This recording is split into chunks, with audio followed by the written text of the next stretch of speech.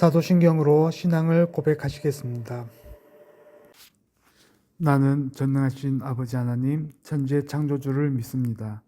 나는 그의 유일하신 아들, 우리 주 예수 그리스도를 믿습니다. 그는 성령으로 잉태되어 동정녀 마리아에게서 나시고 본디오 빌라도에게 고난을 받아 십자가에 못 박혀 죽으시고 장사된 지 사흘 만에 죽은 자 가운데서 다시 살아나셨으며 하늘에 오르시어 전능하신 아버지 하나님 우편에 앉아 계시다가 거기로부터 살아있는 자와 죽은 자를 심판하러 오십니다. 나는 성령을 믿으며 거룩한 공교회와 성도의 교제와 죄를 용서받는 것과 몸의 부활과 영생을 믿습니다. 아멘. 찬송가 330장 찬양 드리도록 하겠습니다.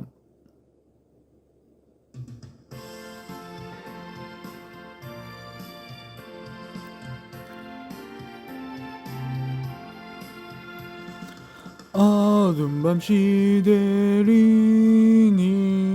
내 직분 지켜서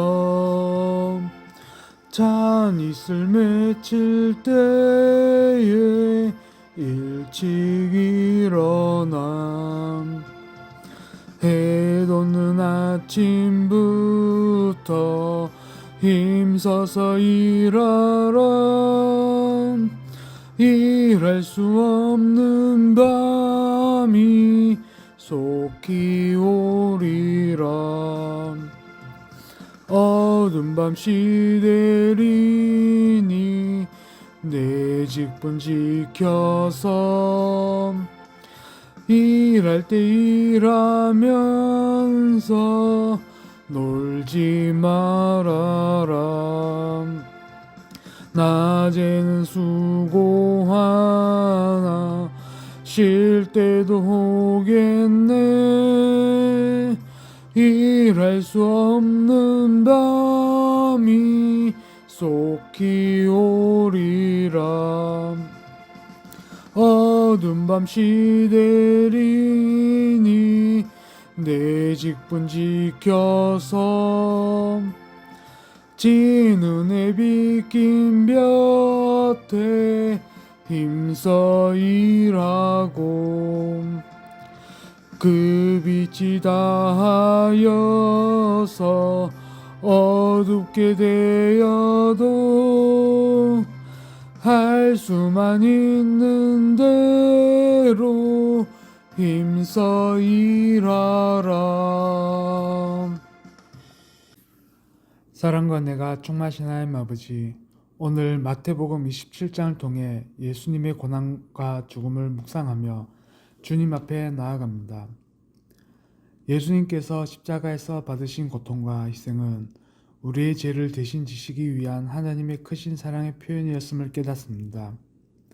주님의 고난을 통해 우리가 구속받았음을 감사드리며 그 은혜를 깊이 묵상합니다. 주님, 예수님은 죄인인 우리를 위해 자신의 생명을 내어주셨습니다. 그가 겪으신 모든 고통과 모욕을 감내하시며 다 이루었다라고 말씀하신 그 순간 우리의 죄가 용서받고 우리가 하나님과 다시 관계를 맺을 수 있게 되었습니다. 예수님의 죽음과 부활을 통해 우리는 새 생명과 소망을 얻었습니다. 이 귀한 구속의 은혜에 감사드리며 그 은혜에 합당한 삶을 살기를 다짐합니다. 하나님, 예수님이 십자가에서 절규하시며 하나님과의 관계가 끊어지는 고통을 경험하셨음을 기억합니다. 그 고통 속에서 우리 죄를 대신 짊어지신 예수님을 통해 우리는 구원의 길을 알게 되었고 그 은혜에 감사하는 마음을 갖게 되었습니다. 이 고난의 길을 따라가신 예수님처럼 우리가 살아가는 일상 속에서도 주님을 따르며 고난과 희생의 길을 기꺼이 걸어갈 수 있도록 도와주시옵소서. 하나님, 예수님의 죽음을 준비한 요셉과 예수님의 고난을 지켜본 여인들처럼 우리가 주님을 진심으로 사랑하고 그분의 뜻을 이루기 위해 헌신하는 삶을 살게 하옵소서. 주님의 고난과 죽음을 기억하며 우리의 삶 속에서도 그리스도의 사랑을 실천할 수 있도록 인도해 주시옵소서. 감사드리며 예수 그리스도의 이름으로 기도드립니다. 아멘.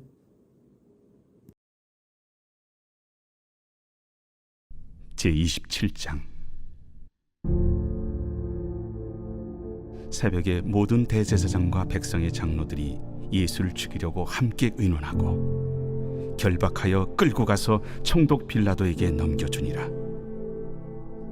그때 예수를 판 유다가 그의 정죄됨을 보고 스스로 뉘우쳐 그 은 30을 대제사장들과 장로들에게 도로 갖다 주며, 내가 무죄한 피를 팔고 죄를 범하였도다.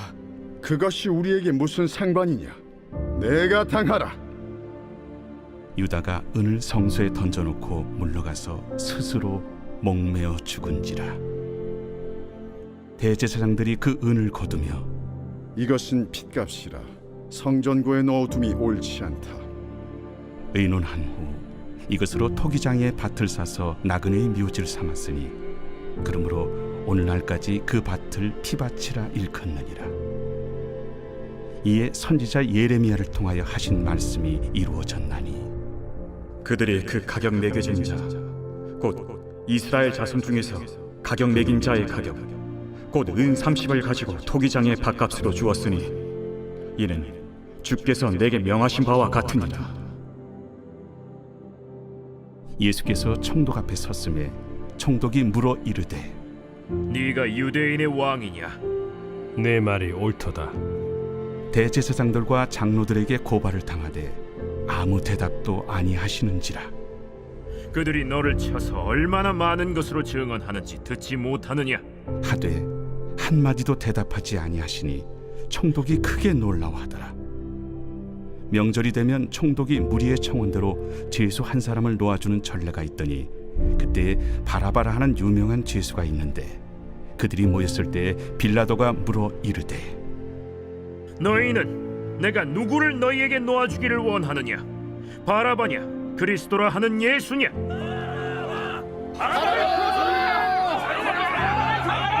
이는 그가 그들의 시기로 예수를 넘겨주는 줄 알미더라. 총독이 재판석에 앉았을 때 그의 아내가 사람을 보내어 저 옳은 사람에게 아무 상관도 하지 마옵소서. 오늘 꿈에 내가 그 사람으로 인하여 애를 많이 태웠나이다. 대제사장들과 장로들이 무리를 권하여 바라바를 달라 하게 하고 예수를 죽이자 하게 하였더니, 둘 중에 누구를 너희에게 놓아주기를 원하느냐? 바라바로소이다.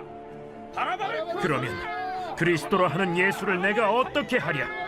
십자가에 못 박혀야 하겠나이다. 어찌미냐? 무슨 악한 일을 하였느냐? 그들이 더욱 소리질러 이르되, 십자가에 못 박혀야 하겠나이다. 빌라도가 아무 성과도 없이 도리어 밀란이 나려는 것을 보고 물을 가져다가 무리 앞에서 손을 씻으며, 이 사람의 피에 대하여 나는 무죄하니 너희가 당하라. 백성이 다 대답하여 이르되, 우리 자손들에게 돌리라. 그 피를 우리와 우리 자손들에게 돌릴지어다.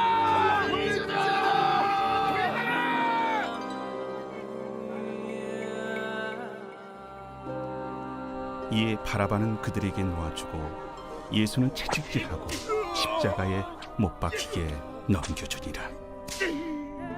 이에 총독의 군병들이 예수를 데리고 관정 안으로 들어가서 온 군대를 그에게로 모으고 그의 옷을 벗기고 홍포를 입히며 가시관을 엮어 그 머리에 씌우고 갈대를 그 오른손에 들리고 그 앞에서 무릎을 꿇고 희롱하여 이르되, 유대인의 왕이여, 평안할지어다. 그에게 침 뱉고 갈대를 빼앗아 그의 머리를 치더라. 희롱을 당한 후 홍포를 벗기고 도로 그의 옷을 입혀 십자가에 못 박으려고 끌고 나가니라. 나가다가 시몬이란 구레네 사람을 만나매 그에게 예수의 십자가를 억지로 지어가게 하였더라. 골고다, 즉 해골의 곳이라는 곳에 이르러 쓸개 탄 포도주를 예수께 주어 마시게 하려 하였더니 예수께서 맛보시고 마시고자 하지 아니하시더라. 그들이 예수를 십자가에 못 박은 후에 그 옷을 제비 뽑아 나누고 거기 앉아 지키더라. 그 머리 위에 이는 유대인의 왕 예수라 쓴 죄패를 붙였더라. 이때 예수와 함께 강도 둘이 십자가에 못 박히니 하나는 우편에 하나는 좌편에 있더라. 지나가는 자들은 자기 머리를 흔들며 예수를 모욕하여 성전을 헐고 사흘에 짓는 자여, 네가 만일 하나님의 아들이거든 자기를 구원하고 십자가에서 내려오라. 그와 같이 대제사장들도 서기관들과 장로들과 함께 희롱하여 그가 남은 구원하였으되 자기는 구원할 수 없도다. 그가 이스라엘의 왕이로다. 지금 십자가에서 내려올지어다. 그리하면 우리가 믿겠노라. 그가 하나님을 신뢰하니 하나님이 원하시면 이제 그를 구원하실지라. 그의 말이 나는 하나님의 아들이라 하였도다. 함께 십자가에 못 박힌 강도들도 이와 같이 욕하더라. 제6시로부터 온 땅에 어둠이 임하여 제9시까지 계속되더니 제9시쯤에 예수께서 크게 소리질러 이르시되 엘리 엘리 라마 사박다니. 이는 곧 나의 하나님 어찌하여 나를 버리셨나이까 하는 뜻이라. 거기 섰던 자 중 어떤 이들이 듣고 이 사람이 엘리야를 부른다. 그 중에 한 사람이 곧 달려가서 해면을 가져다가 신 포도주에 적시어 갈대에 깨어 마시게 하거늘 그 남은 사람들이 가만두라. 엘리야가 와서 그를 구원하나 보자. 엘리 엘리 라마 사박다니. 예수께서 다시 크게 소리 지르시고 영원히 떠나시니라.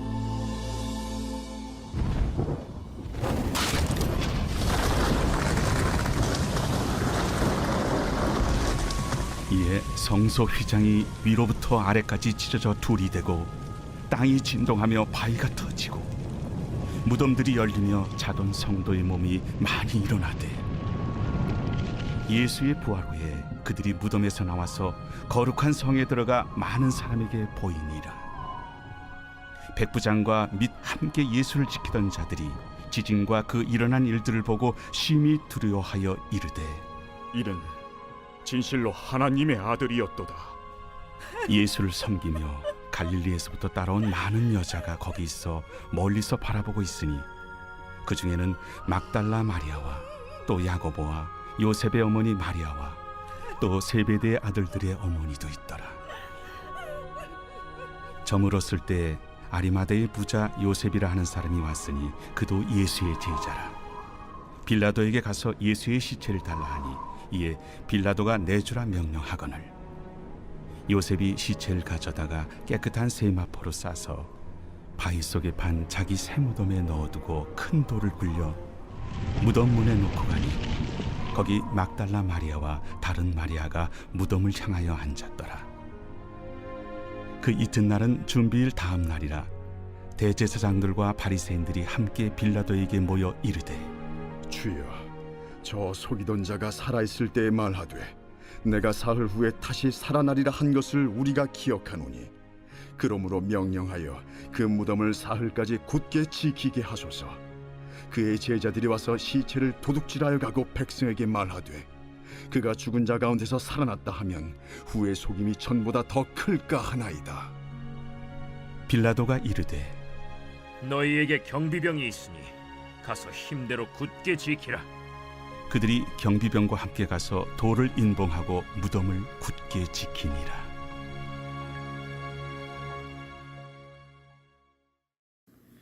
오늘 본문 말씀은 마태복음 27장입니다. 설교 제목은 십자가의 길, 예수님의 희생과 우리의 소망입니다.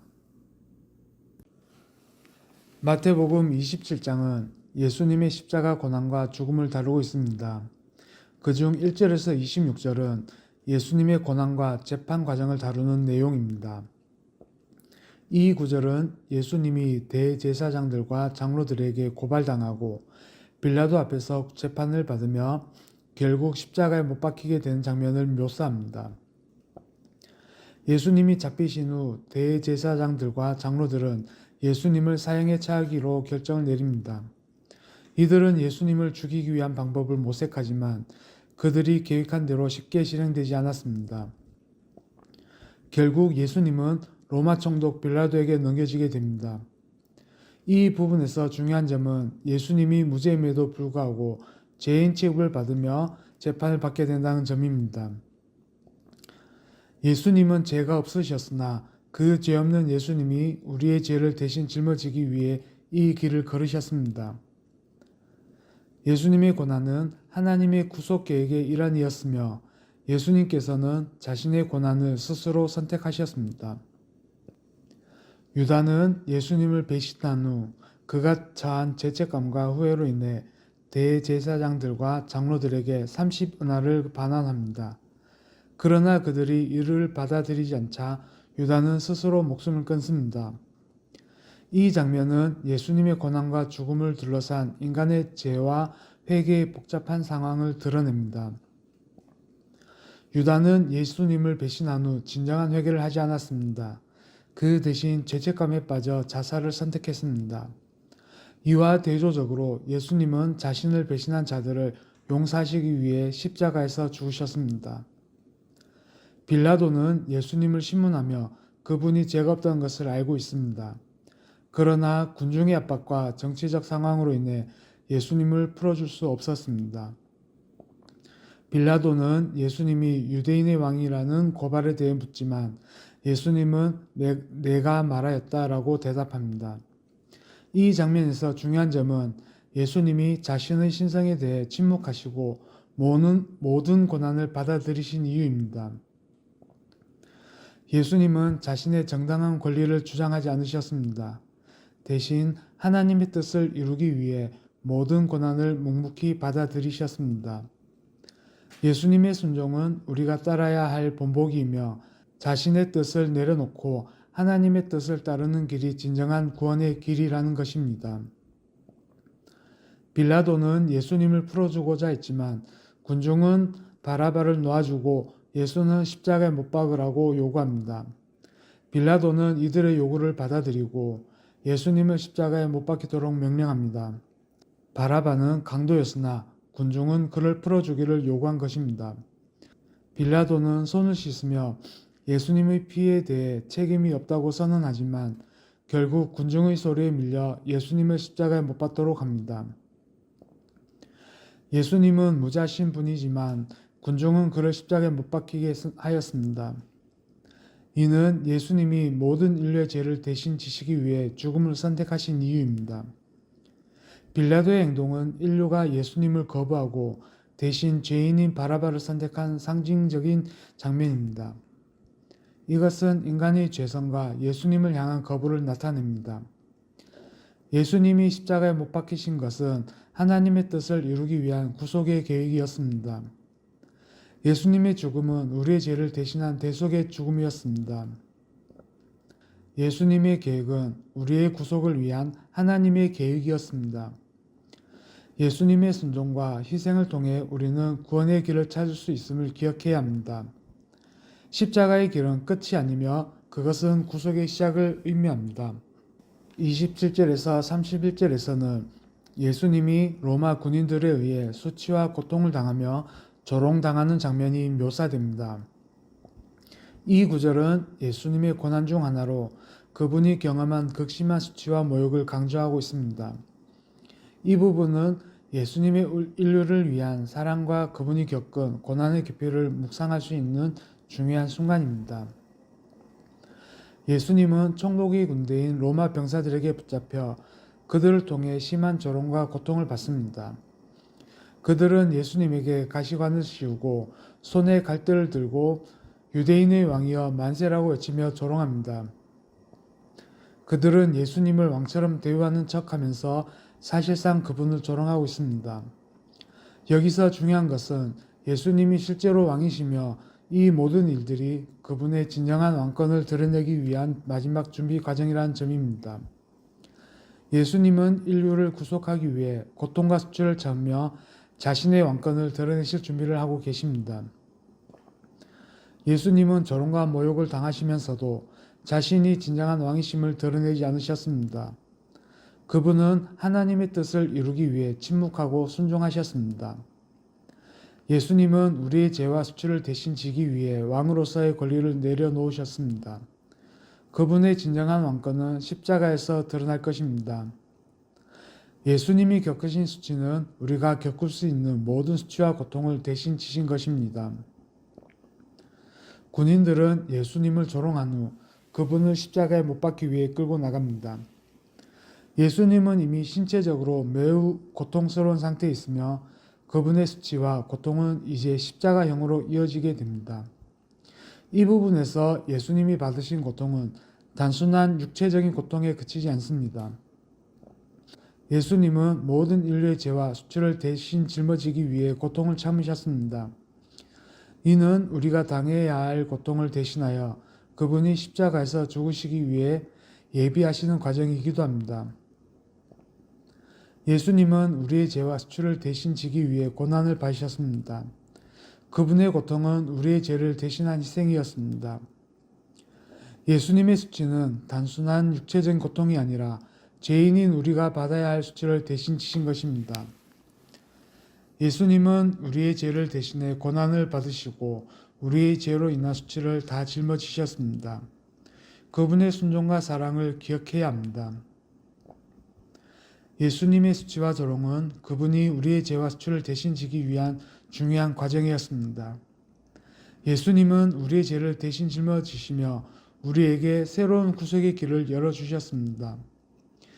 예수님이 겪으신 고통과 수치를 묵상하면서 우리도 그분의 사랑을 실천하고 순종하는 삶을 살아가야 함을 다짐합니다. 32절부터 44절에서는 예수님이 십자가에 못 박히시는 과정과 그 주변의 사건들이 묘사됩니다. 이 구절은 예수님의 고난과 죽음을 중심으로 한 매우 중요한 부분으로 여러 가지 신학적 의미를 전달합니다. 예수님이 십자가를 지고 골고다로 가시던 중 예수님이 육체적으로 고통을 견디기 어려운 상황에서 시몬이 등장하여 예수님의 십자가를 대신 지게 됩니다. 이 장면은 예수님의 고난을 대신 짊어지게 된 시몬의 모습을 통해 우리가 예수님과 함께 고난을 나누어야 한다는 메시지를 전달합니다. 예수님을 따르는 제자들은 십자가를 지는 삶을 살아야 한다는 점을 상기시켜 줍니다. 예수님이 십자가에 못 박히신 후 군인들은 예수님을 희롱하고 조롱합니다. 그들은 예수님께 가시 면류관을 씌우고 예수님을 유대인의 왕이라고 조롱하며 경배를 가장합니다. 이 장면은 예수님이 실제로 왕으로서의 권위를 가지고 있음을 암시합니다. 그러나 이 세상의 왕들과는 전혀 다른 고난의 왕이시라는 사실을 보여줍니다. 예수님은 왕으로서의 권위를 십자가에서 고난을 통해 증명하십니다. 예수님은 두 강도와 함께 십자가에 못 박히셨습니다. 그리고 지나가는 사람들이 예수님을 조롱하며 네가 하나님의 아들이라면 자신을 구원하라라고 말합니다. 사람들은 예수님이 십자가에서 고통받는 모습을 보며 그분의 신성을 의심하고 조롱했지만 예수님은 그들의 도전을 받아들이지 않고 침묵하셨습니다.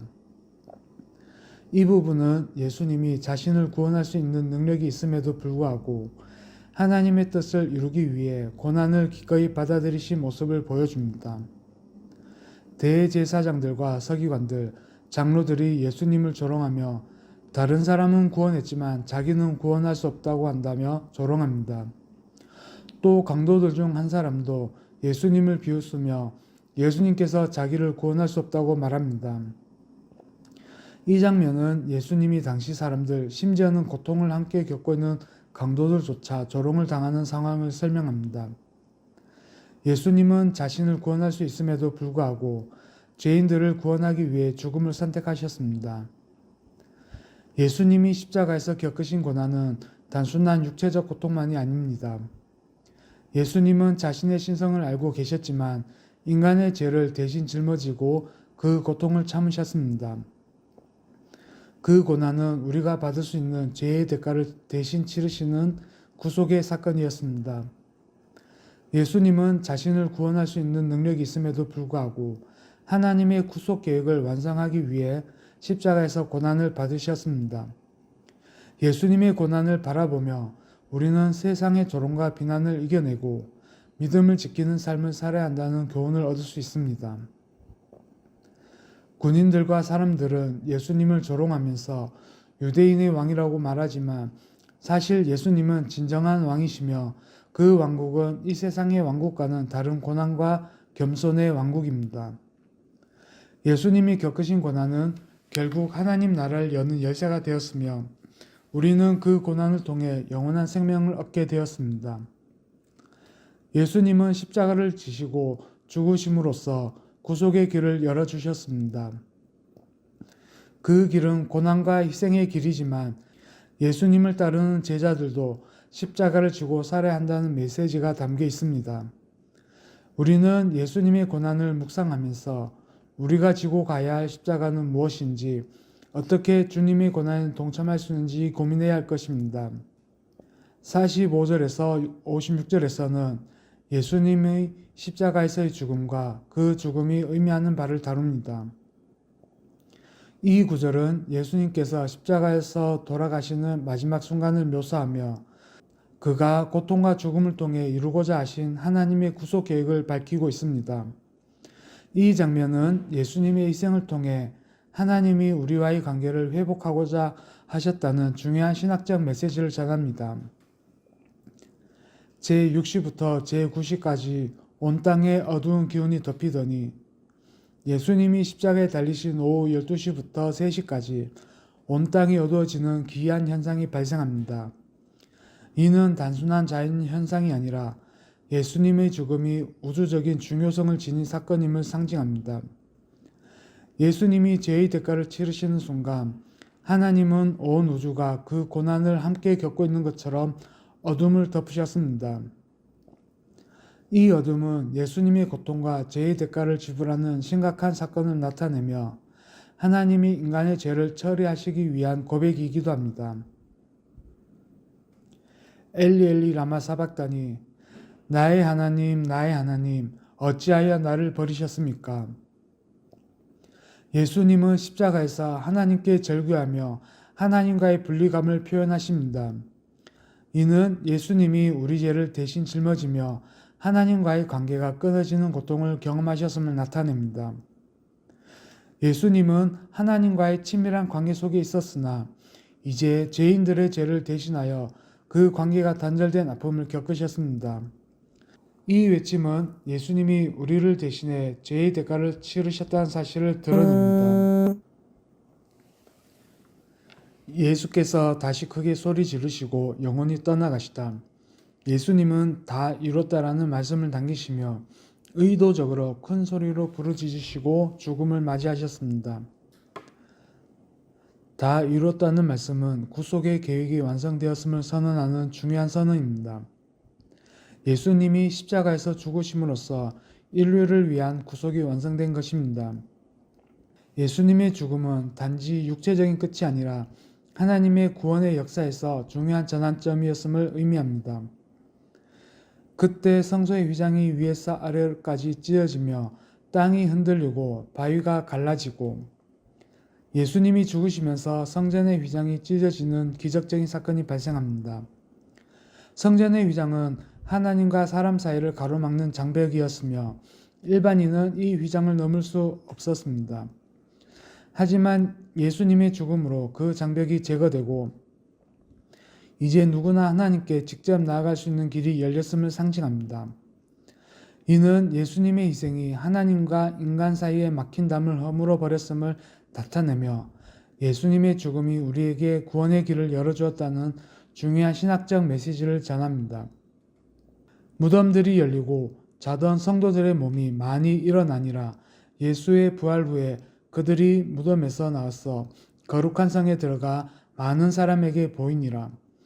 예수님의 죽음과 함께 무덤들이 열리고 죽은 성도들이 살아나서 예루살렘에 나타나는 기적이 일어납니다. 이는 예수님이 죽음을 이기시고 부활을 통해 새로운 생명을 주시는 구속자의 역할을 강조하는 장면입니다. 또한 예수님의 죽음이 단지 그분 개인의 구속에 그치지 않고 모든 믿는 자에게 부활의 소망과 영원한 생명을 주는 사건임을 상징합니다. 백부장과 그와 함께 예수를 지키던 자들이 지진과 그 일어난 일들을 보고 크게 두려워하며 말하되 이 사람은 하나님의 아들이었다고 하더라. 예수님이 돌아가시고 일어난 사건들을 목격한 백부장은 예수님이 하나님의 아들이셨음을 고백합니다. 이는 예수님의 신성을 확인하는 중요한 순간으로 예수님이 단순한 인간이 아니라 하나님의 아들 구속자이셨음을 드러냅니다. 예수님의 죽음을 지켜본 많은 여성들이 있습니다. 그들은 예수님이 갈릴리에서의 사역을 따랐고 예수님을 섬겼던 이들입니다. 그들은 예수님의 죽음을 슬퍼하며 그의 장례를 준비하기 위해 함께 있었습니다. 이 장면은 예수님을 따르며 섬겼던 여인들의 신실함과 예수님의 고난에 동참하는 모습을 보여줍니다. 예수님의 엘리 엘리 라마 사박단이라는 외침은 인간 죄를 대신 지고 하나님과의 관계가 끊어지는 고통을 겪으셨다는 의미를 갖습니다. 예수님이 우리 죄를 대신 지고 죽으셨을 때 그 고통은 단지 육체적인 고난에 그치지 않고 하나님과의 끊어진 관계를 경험하신 것이었습니다. 예수님의 죽음으로 성전 휘장이 찢어졌다는 사실은 예수님이 우리의 죄를 사하시고 하나님과의 관계를 회복할 수 있는 길을 열어주셨음을 의미합니다. 이제 우리는 예수 그리스도를 통해 하나님께 직접 나아갈 수 있습니다. 예수님의 죽음은 끝이 아니라 부활의 소망을 여는 출발점이었습니다. 예수님의 죽음과 부활은 모든 믿는 자에게 영원한 생명과 부활의 소망을 주셨습니다. 백부장의 고백은 예수님이 하나님의 아들이셨음을 고백하는 중요한 순간입니다. 예수님의 죽음과 그 후의 사건들은 예수님의 신성을 확인하는 중요한 증거이며 이를 통해 우리는 예수님을 구속자이자 하나님의 아들로 믿고 고백해야 합니다. 57절부터 66절에서는 예수님의 장례와 그 장례와 관련된 중요한 사건들이 기록되어 있습니다.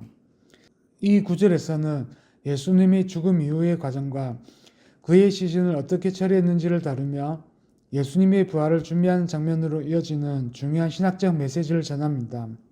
저물 때 아리마대 사람 요셉이 와서 예수의 시체를 가져다가 정결한 새 무덤에 넣었다. 예수님의 시신은 아리마대 사람 요셉에 의해 처리됩니다. 요셉은 부유하고 영향력 있는 인물로 예수님을 따르던 제자 중 한 사람입니다. 그는 예수님의 시신을 자신이 새로 만든 무덤에 안치하려고 합니다. 요셉의 행동은 예수님의 죽음에 대한 그의 경외심과 예수님에 대한 깊은 신앙을 나타냅니다. 당시에는 제자들이 두려워하여 예수님의 장례를 제대로 준비할 수 없었는데 요셉은 예수님의 시신을 존경과 사랑으로 다루며 그를 무덤에 안치했습니다. 요셉은 예수님의 시신을 깨끗한 천으로 싸서 자신이 새로 만든 무덤에 두고 돌로 문을 막았습니다.